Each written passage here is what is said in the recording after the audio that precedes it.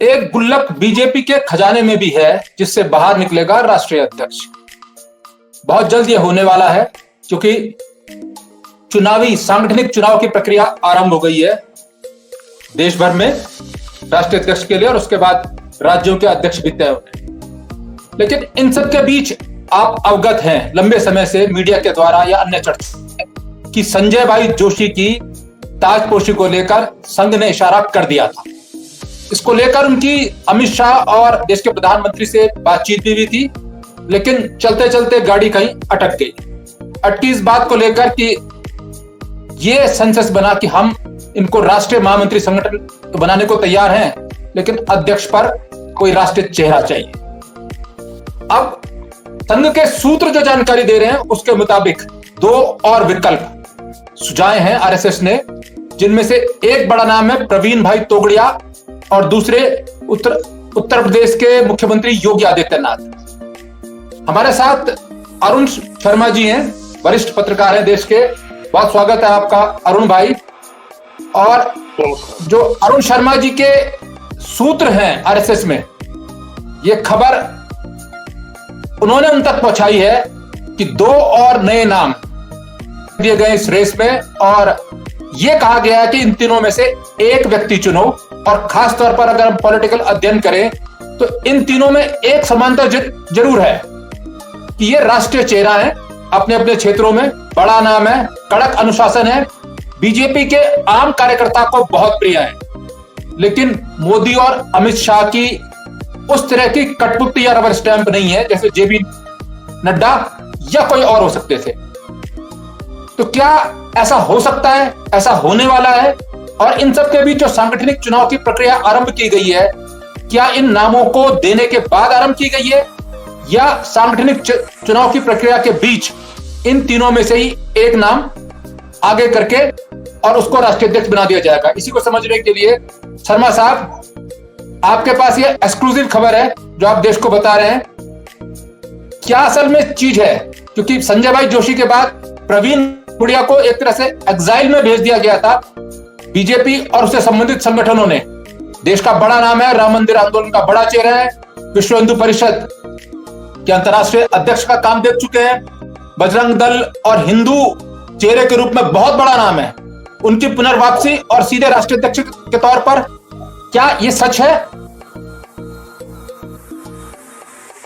राजू भाई, पिछली डिबेट में भी मैंने बताया था कि भारतीय जनता पार्टी में जो कुछ चल रहा है उससे संघ संतुष्ट नहीं है और इसीलिए वो बहुत सारी चीजें बदलना चाहता है। और चूंकि जेपी नड्डा का कार्यकाल पहले खत्म हो चुका था और नए अध्यक्ष के बनने तक उनके कार्यकाल को बढ़ाया गया। अब स्थिति ये थी कि अगर पिछला लोकसभा चुनाव आपको याद हो, जहां 400 पार का नारा दिया था और 240 में फुल स्टॉप लग गया। अब वो क्यों लगा वो आपको पता है। जेपी नड्डा का बीच चुनाव में ये बयान आना कि हम आरएसएस के बिना ही चुनाव जीतने में सक्षम हैं, तो तमाम जो संघ के कार्यकर्ता थे उनको ये बुरा लगा और उन्होंने अपना हाथ पीछे खींच लिया। और उसका परिणाम क्या हुआ कि भारतीय जनता पार्टी 400 तो नहीं लेकिन 240 में अटक गई। और उन गलतियों से सबक लेते हुए मुझे लगता है पहले हरियाणा के चुनाव में, हरियाणा और जम्मू कश्मीर के चुनाव में, और इस बार महाराष्ट्र और झारखंड के चुनाव में संघ ने नकेल अपने हाथ में ली और परिणाम आपके सामने है, सबके सामने है कि संघ ने हरियाणा में जो सारे सर्वे भारतीय जनता पार्टी को हारा हुआ दिखा रहे थे, अंततः उनको जीत मिली। और विशुद्ध रूप से भारतीय जनता पार्टी ने भी ये माना कि वहां राष्ट्रीय स्वयंसेवक संघ का सक्रिय होना उसके लिए लाभकारी रहा। उसी तरह हम महाराष्ट्र में देखें, क्योंकि महाराष्ट्र बाला साहब ठाकरे की जमीन है और वहां देखिए ये हिंदू गैर हिंदूवादी मामले बहुत पुराने समय से चल रहे हैं। जब से ये कहें कि बाला साहब ठाकरे का उदय हुआ और उनके साथ गठबंधन करके भारतीय जनता पार्टी को वहां सत्ता में रहने का सौभाग्य मिला। कहीं ना कहीं उसके पीछे बाला साहब ठाकरे थे, बहुत जमीनी नेता थे और बहुत लोकप्रिय। लेकिन ठाकरे जी के जाने के बाद उनके पुत्र ने जिस तरह कांग्रेस से गठबंधन किया, वो कहीं ना कहीं शिव सैनिकों को आहत कर गया और उसका परिणाम ये हुआ कि शिवसेना के दो फाड़ हुए और एक गुट भारतीय जनता पार्टी के साथ चला गया और उन्होंने वहां सरकार बनाई, जो पिछले 2.5 साल से वहां एकनाथ शिंदे मुख्यमंत्री के रूप में कार्य करते थे। और बीजेपी ने ज्यादा संख्या होने के बावजूद शिंदे को मुख्यमंत्री बनाया। देखिए, इसके पीछे ये रणनीति थी कि अगर सरकार अच्छा काम करेगी तो क्रेडिट बीजेपी को मिलेगा और बुरा करेगी तो शिंदे को मिलेगा। भारतीय जनता पार्टी का उसमें कोई नुकसान नहीं था। अब इन्हीं चुनावों के बीच में अचानक ये जो संगठन के चुनाव है उसकी प्रक्रिया आरंभ कर दी गई थी। हालांकि अब ये कहा जा रहा है कि वो 15 जनवरी के बाद होगी। तो उसमें एक नाम बड़ा उभर के सामने आया था, पुराने संगठन महामंत्री संजय जोशी। और संजय जोशी को आगे करने में संघ का बहुत बड़ा हाथ था, क्योंकि संजय जोशी संघ के कट्टर कार्यकर्ता हैं और अखिल भारतीय विद्यार्थी परिषद की सीढ़ी चढ़कर भारतीय जनता पार्टी के संगठन महामंत्री तक पहुंचे। और अगर आपको याद हो, एक विवाद हुआ, हालांकि उनको बाद में क्लीन चिट उसमें मिल गई, लेकिन वो विवाद ने उनकी राजनीति को कहीं ना कहीं पर्दे के पीछे धकेल दिया था और उनको भारतीय जनता पार्टी से किनारा करना पड़ा था। लेकिन संजय जोशी किनारा करने के बावजूद कभी सक्रियता उनकी कम नहीं हुई। एक जमाने से उनके घर में भारतीय जनता पार्टी संघ के कार्यकर्ता उनसे मिलने जाते रहे और वो भी सक्रिय रूप से उनका सहयोग करते रहे। जब पिछली डिबेट हमने की थी तो मैंने बताया था कि संघ ने संजय जोशी को राष्ट्रीय अध्यक्ष पद के लिए अपनी पहली पसंद घोषित किया था। और पिछले 3 महीने से आश्चर्य होगा आपको कि संघ का कोई बड़ा पदाधिकारी अमित शाह से नहीं मिला। इसके बावजूद कि अमित शाह नागपुर में बैठे रहे, संदेश भिजवाते रहे, दिल्ली में बैठ के संदेश भिजवाए, लेकिन कोई बड़ा नेता उनसे नहीं मिला। और दूसरी तरफ हम देखें कि पहले जब अमित शाह दूतों के जरिए संदेशों का आदान प्रदान हो रहा था और अमित शाह ने, क्योंकि अमित शाह को ये माना जाता है कि मोदी प्रधानमंत्री नरेंद्र मोदी की बाद सेकंड लीडरशिप अगर कोई है सरकार में तो वो अमित भाई है। लेकिन तो अमित भाई के जब दूतों के जरिए संघ से बातचीत हुई तो संघ ने अपनी पसंद बता दिया था, उस पर अमित शाह राजी नहीं हुआ। तो संघ ने उस टाइम वसुंधरा राजे का नाम आगे किया था। अब आप जानते हैं कि जब मोदी और शाह जब संजय भाई जोशी के नाम पे सहमत थे तो वसुंधरा राजे के नाम पे कैसे सहमत हो जाएंगे, जिनको उन्होंने राजस्थान में भी बियाबान में धकेल दिया। आज की तारीख में देखिए, वसुंधरा राजे 2 बार मुख्यमंत्री रही उस राज्य की और एक बड़ा चेहरा है, बड़ा नेता है, लोकप्रियता उनकी बहुत ज्यादा है जनता के बीच में। लेकिन उनको भी किनारे करके वहां एक नया मुख्यमंत्री बना दिया। और अब जो हमें पता लग रहा है वो ये लग रहा है कि शायद निकट भविष्य में उनकी छुट्टी हो जाएगी, उनकी जगह कोई दूसरा मुख्यमंत्री राजस्थान में दिया जाएगा, क्योंकि उन मुख्यमंत्री की वजह से भाजपा का जो ग्राफ है वो गिर रहा है। और अभी हाल में पता लगा कि जो प्रवीण भाई तोगड़िया बहुत मुखर चेहरा थे राम मंदिर आंदोलन का, और मोदी और शाह के केंद्रीय राजनीति में आने के बाद कहीं ना कहीं वो पर्दे के पीछे धकेल दिए गए। तो उनको संघ ने बाकायदा बुलाया और संघ संचालक जी मोहन भागवत जी ने उनसे 2 घंटे तक बैठकर डिस्कशन किया। और कहीं ना कहीं ये संदेश उत्तर प्रदेश के मुख्यमंत्री योगी आदित्यनाथ को भी दिया है कि आप भी तैयार रहिए। और ये दोनों नाम अमित शाह की तरफ धकेल दिए गए हैं कि आपको जो पसंद हो वो तय कर लो, ये दोनों नाम हमारी दृष्टि में राष्ट्रीय अध्यक्ष बनने के लिए योग्य है। और महामंत्री पे तो संजय भाई जोशी का लगभग तय है कि महामंत्री संगठन वो आएंगे, लेकिन अध्यक्ष पे क्योंकि एक बीच का रास्ता, ताकि संघ और भारतीय जनता पार्टी और मैं तो कहूँगा भारतीय जनता पार्टी तो अलग है, सरकार के बीच में कोई तकरार की स्थिति ना हो, इसलिए बीच का रास्ता निकालते हुए संजय भाई जोशी को राष्ट्रीय महामंत्री संगठन और प्रवीण भाई तोगड़िया या योगी आदित्यनाथ में से किसी को राष्ट्रीय अध्यक्ष के नाम के रूप में आगे किया गया। अब वो देखिए, ये संगठन के चुनाव में भारतीय जनता पार्टी में एक परिपाटी है कि एक आदमी नॉमिनेशन भरता है जिसमें सब तैयार हो और बाकी कोई नॉमिनेशन नहीं भरता तो निर्विरोध हो जाता है। लेकिन कहा यह जाता है कि वहाँ सांगठनिक प्रक्रिया और जो संविधान के अनुसार हर 3 साल में, पहले तो 2 साल होता था, अब 3 साल उन्होंने कर दिया था पिछले कुछ समय से, कि वो 3 साल में चुनाव कराएंगे और एक सर्वसम्मति से एक राष्ट्रीय अध्यक्ष बनाएंगे और फिर राष्ट्रीय अध्यक्ष को ये जिम्मेदारी दी जाती है कि वो अपनी राष्ट्रीय टीम बना ले। फिलहाल जो राष्ट्रीय टीम है उसमें राष्ट्रीय महामंत्री संगठन का दायित्व तो BL संतोष निभा रहे हैं और उसके अलावा बहुत सारे पदों पे बहुत सारे लोग हैं। और उत्तराखंड से भी पहले अगर हम देखें तो पूर्व मुख्यमंत्री तीरथ सिंह रावत या रमेश पोखरियाल निशंक वो उनकी राष्ट्रीय टीम में रहे थे।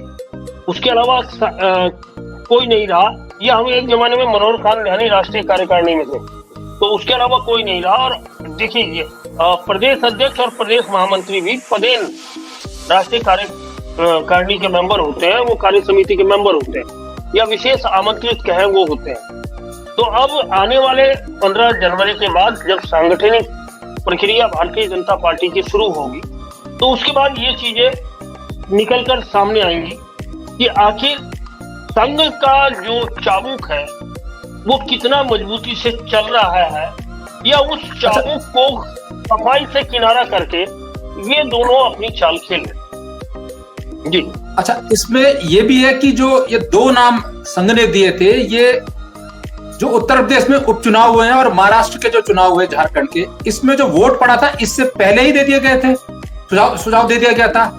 इट मींस कि जो पहले चर्चा चल रही थी कि यदि यूपी में रिजल्ट माइनस रहा और जो तैयारी दिल्ली में हो रही थी कि सीएम योगी का तख्त हिलाया जाए, तो संघ ने यह तैयारी कर ली थी यदि ऐसा भी हुआ कि ऐसे भी बहाने बनाए जाए तो फिर राष्ट्रीय अध्यक्ष होंगे योगी आदित्यनाथ। अब क्योंकि यूपी का रिजल्ट बहुत पॉजिटिव आया और यह कहा जा रहा है कि यह सीधे तौर पर चाहे वो सरकारी मशीनरी के उपयोग दुरुपयोग, चाहे वो धर्म विशेष संप्रदाय विशेष के लोगों को वोट देने से बाधित करने के आरोप लग रहे हो, लेकिन इसमें होल सोल मेहनत सीधे तौर पर योगी आदित्यनाथ की बताई जा रही है, चाहे वो सरकारी मशीनरी के जरिए हो चाहे उनके नारों के जरिए हो। महाराष्ट्र में भी चुनाव में जीत का एक आधार योगी आदित्यनाथ का नारा कटेंगे तो बटेंगे, और वही हरियाणा में। तो क्या योगी आदित्यनाथ संघ की इस पहल पर राष्ट्रीय अध्यक्ष बनना चाहेंगे, या चूंकि वो सर्वे सर्वा है उत्तर प्रदेश में और वहां के वो महंत भी हैं गोरखनाथ पीठ के और वहीं वो पीठ है, वहां से आना चाहेंगे या वहीं यथावत रहना चाहेंगे? और यदि वो रहते हैं तो फिर प्रवीण भाई तोगड़िया के लिए एक तरह से मार्ग एकल मार्ग है। तो देखो राजीव भाई, अगर प्रवीण भाई तोगड़िया या हम योगी आदित्यनाथ की बात करें तो ये वास्तव में हिंदुत्व का चेहरा है, और भारतीय जनता पार्टी और राष्ट्रीय स्वयंसेवक संघ को ऐसा ही कोई नेता चाहिए जो पूरे देश में हिंदू पोस्टर बॉय के रूप में सामने जाए। ये उनकी राजनीति को भी सूट करता है और जो सनातन को लेकर आगे बढ़ रही है पार्टी और संघ, उनको भी सूट करता है। कहीं ना कहीं ये दोनों सनातनी है, क्योंकि दोनों ही राम मंदिर आंदोलन में रहे और पिछले 8 साल में योगी ने बहुत सारे उदाहरणों से ये सिद्ध कर दिया है कि वो वास्तव में हिंदू धर्म के सबसे बड़े लंबरदार इस हिंदुस्तान में है। और कहीं ना कहीं देखिए उनकी जो मेहनत की छवि है वो उस चीज को आगे ले जाती है। इतने सालों से एमपी होना, 5 बार एमपी होना, मेहनत होना, उसके बाद उत्तर प्रदेश का मुख्यमंत्री होना, तो उनका पोर्टफोलियो बहुत बड़ा है। अब उसी तरह प्रवीण भाई तोगड़िया है जो विश्व हिंदू परिषद के राष्ट्रीय अध्यक्ष भी रहे, अंतर्राष्ट्रीय अध्यक्ष भी रहे, अंतर्राष्ट्रीय अध्यक्ष भी रहे। और केवल हिंदुस्तान नहीं, उनकी पहचान विदेशों में जो हिंदू संप्रदाय रहता है हमारे देश का, उसमें भी उनकी पहचान है, क्योंकि वो चंदा दे रहे थे राम मंदिर आंदोलन में। बहुत बड़े पैमाने पर उन लोगों ने उस जमाने में डोनेशन दिया है। तो कहीं ना कहीं प्रवीण भाई तोगड़िया की भी सांगठनिक क्षमता परखी जा चुकी है राम मंदिर आंदोलन के रूप में। कहीं ना कहीं सांगठनिक क्षमता योगी आदित्यनाथ का भी सबके सामने है और संजय जोशी की भी सबके सामने है। तो ये सब चीजें मिला के सूट करती हैं भारतीय जनता पार्टी को, और संघ इसी वजह से इन चीजों को आगे बढ़ा रहा है। ये सही बात मैं ऐड कर दे रहा हूं। प्रवीण भाई तोगड़िया के पास तो गंगा को बचाने का, टिहरी बांध के विरोध में जो अशोक सिंघल जी ने अभियान किया था, प्लस राम मंदिर, उस दौर में तो पूरे देश भर में गंगा का जल लेकर देश भर में संकल्प करना, ये सब काम जो है प्रवीण भाई तोगड़िया ही देखा करते थे। प्रवीण भाई तोगड़िया अपने कद के हिसाब से और अपने नाम के हिसाब से, जब नरेंद्र मोदी और अमित शाह, शायद राजनीति में उनका नाम गुजरात के बाहर लोग जानते भी नहीं थे, या संघ में कुछ लोग जानते होंगे या आरंभ कर रहे होंगे, तब पूरे देश का और दुनिया का चेहरा थे प्रवीण भाई तोगड़िया। तो प्रवीण भाई तोगड़िया का जो राजनीतिक और सामाजिक कद है, नाम का कद है, यश का कद है, वो क्या गुजरात के इन दोनों जो शेर है इस समय भारत के ऊपर, इनको पसंद आएगा? क्योंकि प्रवीण भाई तोगड़िया का योगी आदित्यनाथ कह सकते हैं कि थोड़ा सा एक स्टेप नीचे है, इनके सामने मुख्यमंत्री रहे हैं, लेकिन प्रवीण भाई तोगड़िया तो इन दोनों से भी बहुत बड़ा नाम है, ये आसानी से पचा लेंगे। नहीं, ये तो मान के चलिए कि नहीं पचाने वाली स्थिति है। इसीलिए संघ ने 2 ऑप्शन दिए कि इन दोनों में से जो पचा सको वो तय कर लो, इधर खाई उधर कुआं। हाँ बिल्कुल, देखिए, क्योंकि सबसे बड़ी चीज है कि ये पिछला जो लोकसभा चुनाव हुआ वो संघ आसानी से भूलेगा नहीं। और ये विभिन्न जो कोर कमेटी की बैठकें हैं संघ की, उसमें ये बात निकलकर सामने भी आई और वक्ताओं ने मुखर होकर बोली है कि संघ पिछलग्गू नहीं बनेगा भारतीय जनता पार्टी। संघ अगवा दस्ता है जो रास्ता दिखाता है। वो अपने जितने संगठन है, अनुशासनिक संगठन है, तमाम 25-30 संगठन है, अगर आप पूरे देश के पैमाने पे देखें या अंतर्राष्ट्रीय पैमाने पे देखें, तो उनका अगवा संगठन है। वो मार्ग निर्देशन का काम करता है, वो पीछे नहीं चलेगा किसी संगठन के। और कहीं ना कहीं उसी वजह से कमान अपने हाथ में लेने की जो तैयारी है, उसकी वजह से ये सारी चीजें हो रही है। और संघ कोई ऐसा मौका भी नहीं देना चाहता कि कल उनको कोई बोले कि आपकी वजह से ये गलती हो गई, इसलिए वो ठोक बजा के ऐसे नामों को आगे कर रहे हैं जिसपे शायद ही भारतीय जनता पार्टी के किसी नेता को आपत्ति है। वो आपत्ति ऊपर सरकार के स्तर पे तो हो सकती है, लेकिन भारतीय जनता पार्टी के स्तर पर वो आपत्ति नहीं हो सकती, क्योंकि दोनों हिंदू पोस्टर बॉय है और यही संघ चाहता है और यही भाजपा को देना चाहता है। जी राजीव भाई, एक और विषय है कि लंबे समय से, अब ये बात सार्वजनिक नहीं है या बहुत मीडिया में नहीं है, लेकिन संजय भाई जोशी देश भर में भ्रमण कर रहे हैं और भ्रमण के बीच उनकी खास अपने जो पुराने कार्यकर्ता हैं, पार्टी के जो लोग हैं, स्तंभ हैं, आधार स्तंभ, उनसे भी बातचीत हो रही है। आरएसएस के लोगों से हर राज्य में मिल रहे हैं। और अभी वो विगत दिनों हरिद्वार आए थे, जहां उनकी, क्योंकि हरिद्वार में देश के धार्मिक संगठनों के सबसे बड़ा पदाधिकारी हैं, चाहे वो संत समाज हो, चाहे वो अखाड़े हो, और उनकी खास लोगों से बातचीत हुई, कुछ कॉमन सेंसस बना रहे हैं। आपकी भी संभवतः इस गुप्त जो उनका दौरा चल रहा है, संजय भाई जोशी से बातचीत हुई थी, क्या कुछ आप वहां से समझ सूंघ पाए जो आप देश के दर्शकों को बताना चाहेंगे?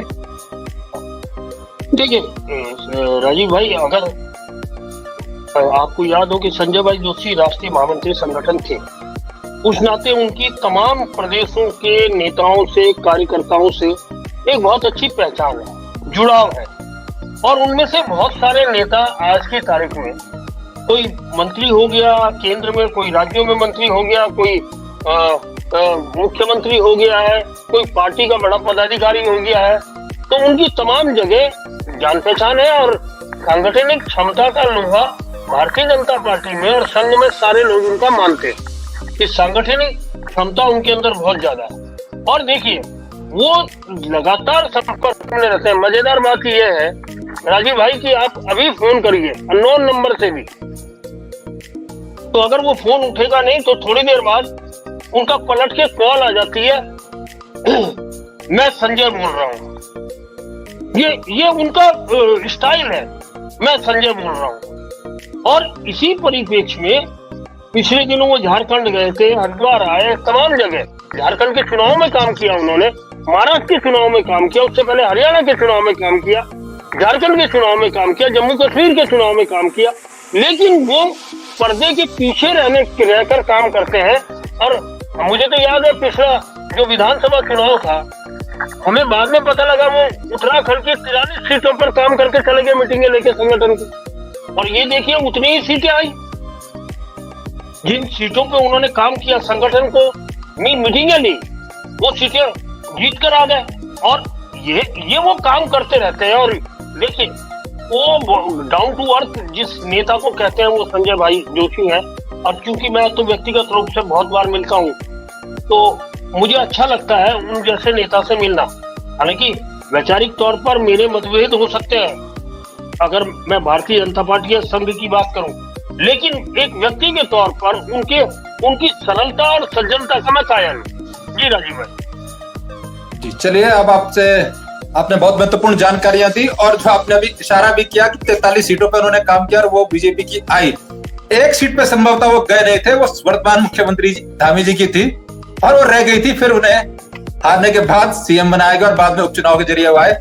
आपने समय दिया शर्मा जी, बहुत महत्वपूर्ण जानकारी दी। ये पहली बार देश के सामने ये बात आ रही है।